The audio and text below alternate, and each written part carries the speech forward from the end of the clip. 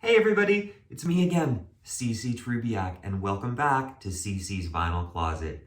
Here's where I just love listening to a lot of old classic country music on vinyl record and then sharing the gospel of what I get from it with you guys. And today I'm really excited because I'm featuring one of my 7 favorite honky-tonk angels of all time, Miss Dolly Parton. So if hearing about Dolly or rediscovering an old album of hers sounds like your thing, I encourage you to grab a spot to sit for a spell, turn up the volume, and get ready to enjoy the gospel of Dolly Parton. Dolly Rebecca Parton, born January 19th, 1946, and still going strong, is among my 7 favorite female country artists of all time. Well documented in my 2022 YouTube series, CC's Vinyl Closet. That's when I not only researched all Dolly's albums, but documented it in celebration of her pioneering work in country music history.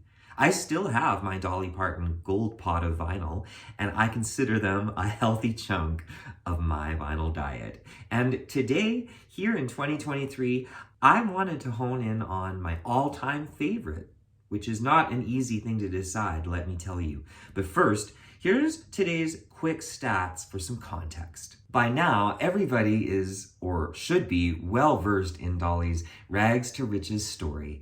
But perhaps what might blow your mind is that between her debut 1967 album, Hello, I'm Dolly, to this day, she's released roughly 81 albums.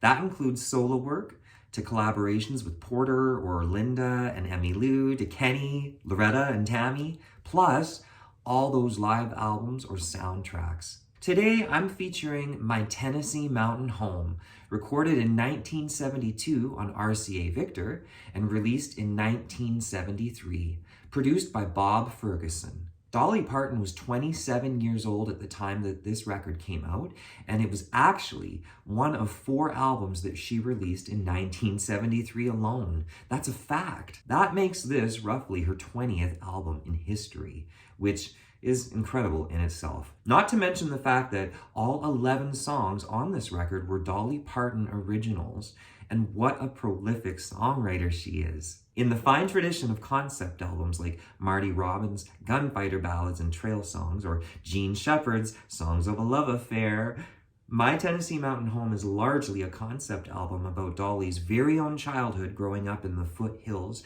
of the Smoky Mountains. It's also about the pursuit of her dreams of stardom, which are all rooted in her childhood memories. For an artist with such a vast catalog of work, I don't take calling one of her albums a favorite lightly, because not all Dolly albums are necessarily created equally. My Tennessee Mountain Home is likely a favorite of mine because at the core, as different as I too felt growing up, and as much as I wanted to leave and pursue dreams just like Dolly, I value family too, and very sacredly. This album and all of the songs demonstrate this same value in Dolly, unlike any of her albums before or after when I think of it. Most of the songs are fond reminiscences of her youth and family, and the lasting impression for me has always been is that there is no place like home. Dolly Parton and producer Bob Ferguson sure knew how to create a concept album. The intention of the album, just like the songs themselves, is simple and straightforward. It is an evocation of Dolly's Tennessee mountain home and the people that she left there when she came to Nashville. The opening track, aptly called The Letter, is a spoken recitation set to nothing more than a sparse harmonica played really exquisitely by Charlie McCoy. And it sets a real confessional tone that's quite poetic, yet relatable, even if you didn't grow up in the Smoky Mountains. It kind of feels like you're sitting around a campfire for some really fine storytelling. You can relate to how she's missing childhood, knowing that she's very giftedly sharing. Most artists don't go there, but she will. On songs like Old Black Kettle, she proudly sings of her mother, Mama Avie Lee Parton. Dr. Robert F. Thomas is a tribute song to the doctor who delivered Dolly and, quote, more than half the babies in those mountains. I think the most sentimental and perhaps my favorite is called I Remember. And it's a favorite because it perfectly conveys the meaning of memories, a reoccurring theme in a lot of Dolly's work. I remember meadows and fields of golden wheat. I remember songbirds and sugar cane so sweet. I remember lots of things that often I recall.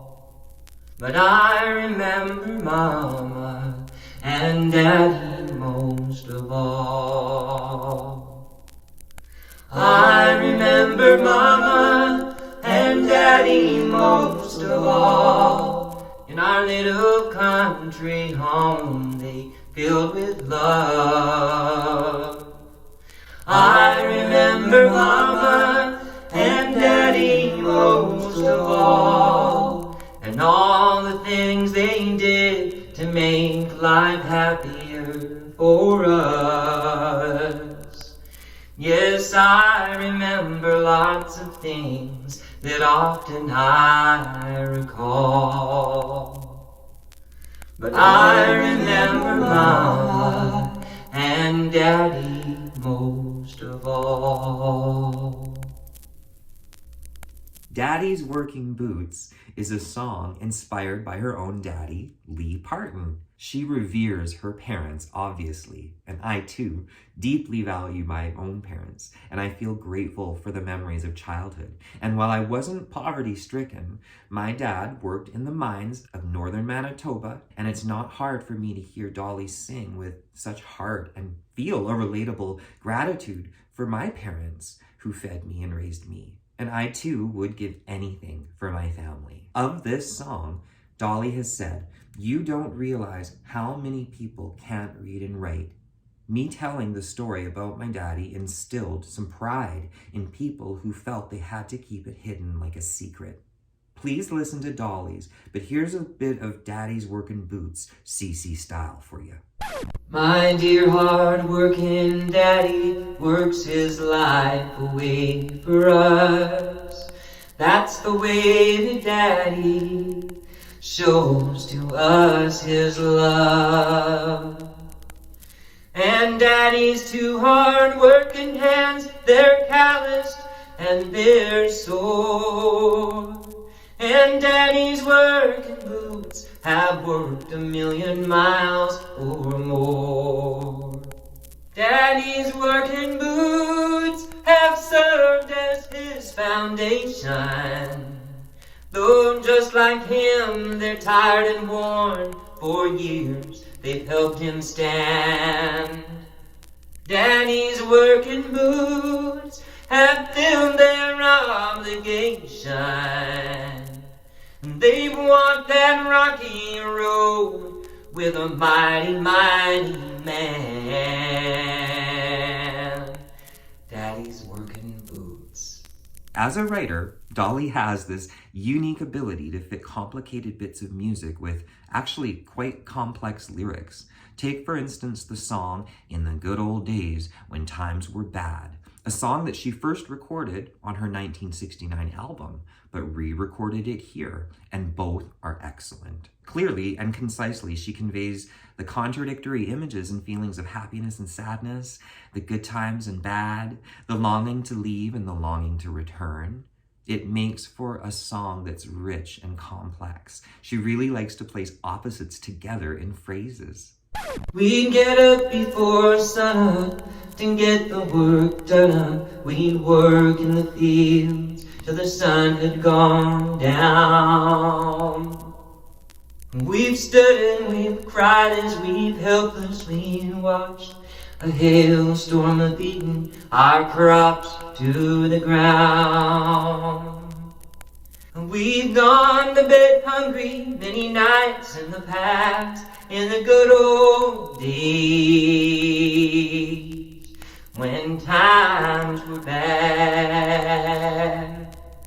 No amount of money could buy from me the memories that I have of then. No amount of money could pay me to go back and live through it again in the good old days when times were bad. If there's one more song that I'd personally like to share, it's that classic title song, My Tennessee Mountain Home. Now get this, I actually had this song blasting as I drove through the Smoky Mountains en route to Dollywood back around circa 2010. It felt like I was close to God. But seriously, this is a true favorite of mine. And again, Dolly has always said that most of her inspiration comes from her roots. I've read that a lot of people view the song, My Tennessee Mountain Home, as a milestone of her career. I suppose because there's a lot of nuance in the recording, which if you're not familiar, please listen. She has a strength as a lyricist for setting the scene. Production of this song also needs a big shout out because as each verse moves forward, the array of instruments, from the guitars, the dobros, the banjos, the harmonicas, the piano, all introduce themselves, acting almost as the additional supportive characters to her storytelling. That's how I always viewed it. Some of the personnel included Pete Drake on pedal steel and the Nashville edition on all of the amazing background vocals. Here's some of it CC style for you. Sitting on the front porch on a summer afternoon, in a straight back chair on two legs, just leaned against the wall. Watch the kids a-playing with June bugs on a string, and chase the glowing fireflies when evening shadows fall. In my Tennessee mountain home, life is as peaceful as a baby's sigh. In my Tennessee mountain home, crickets are singing in the fields nearby. Before I wrap up, you must check out this album for yourselves. In all my years listening, I never grow tired of its brilliance. Even the album cover itself is art that I have stared at for hours. Recently, a verse from the track, The Better Part of Life, really hit me and it stood out in a refreshing way. As I stand here at 45 years old and having experienced my life, her words from 1973 are still so relatable, even today, for someone like me. Life was simple for us then, if only it could be again. How I wish we could go back in time. But time moves on and nothing lasts except the memories from the past. Memories from the better part of life we've left behind.